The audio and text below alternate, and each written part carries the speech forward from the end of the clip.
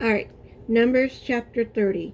And Moses spoke unto the heads of the tabernacle tribes concerning the children of Israel, saying, This is the thing which the Lord had commanded. If a man vow a vow unto the Lord, or swear unto the bind his soul with the bond, he shall not break his word.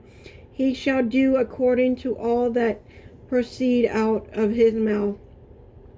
If a woman also vow a vow unto the Lord, and bend herself by the bond of being in her father's house in her youth, and her father hear her vow and her bond, where she had bond her soul, and her father shall hold his peace at her, then all her vows shall stand, in every bond where she had bond her soul shall stand.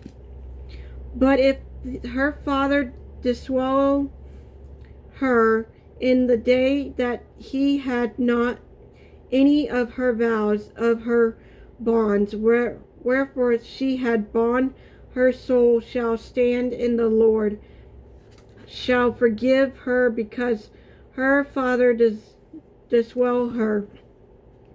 And if she had at all and his husband, when she vowed, or out of her lips, where when she bond her soul, and her husband heard it, and held his peace at her in the days of he heard it, then her vows should stand, and her bonds wherewith she bond her soul still stand.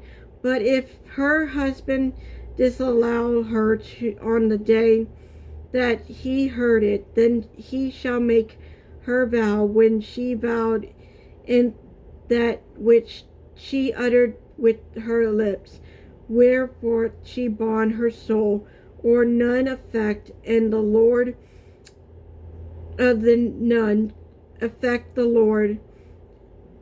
Shall forgive her.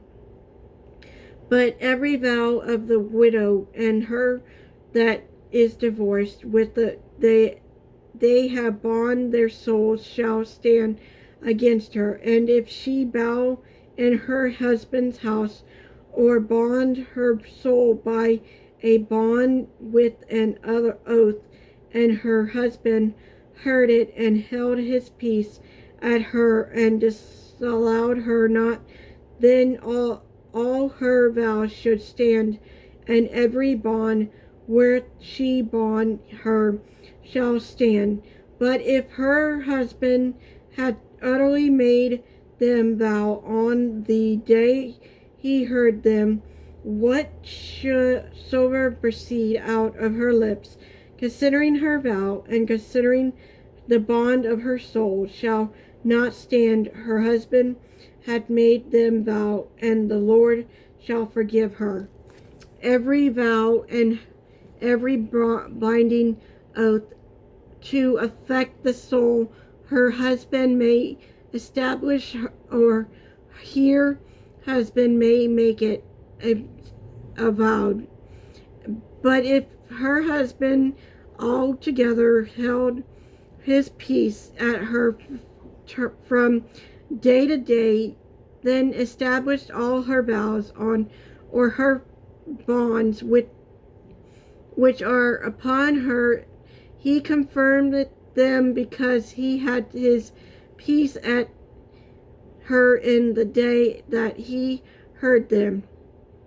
But if he shall any way make them void after he had heard them, then he shall bear her inquire. These are the statutes which the Lord commanded Moses, between a man and his wife, between a father and his daughter, being yet in her youth in her father's house.